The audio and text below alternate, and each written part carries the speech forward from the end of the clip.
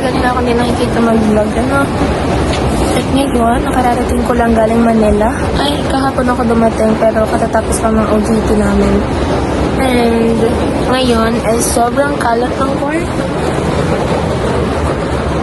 Kasi hindi ko pa siya naayos. Tapos tingnan mo naman ang itsura ko.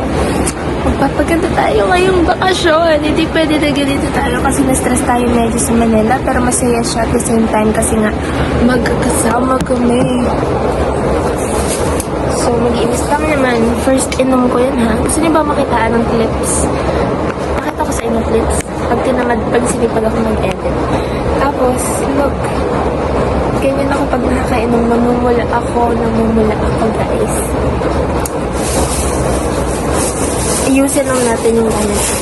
So, kailangan ito yung requirements natin sa post-OJT. So, isama natin siya. And, yan.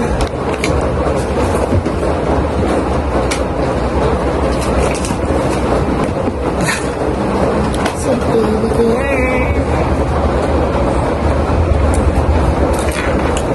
Sa ating mga bills. Oh my gosh. Lagi na lang tayong may bills. Kasi grabe talaga. Parang naisa-isa na namin yung mga tawag dito. Meal ng 7-Eleven, ng McDo, Inasal. Diba? Tapos sa work, lagi ako may baon na ganito Gaviscon. Kasi na-acid kasi ako eh. Kahit ayoko ng lasa, wala akong choice. Ayan, so may mga ganito din ako kasi pag break time ba. Tapos gusto kong sabit yung base ko. Kasi nag-skip ako ng adjustment. Okay? So, ayusin lang natin yung mga kagamitan natin. Ilagay natin sa tamang lagayan. Kasi nga, dinala natin yung mga yan. So, fortunately, maganda din talaga kung may bag organizer.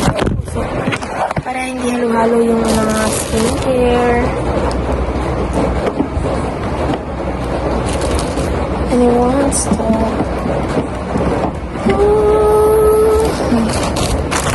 Puso.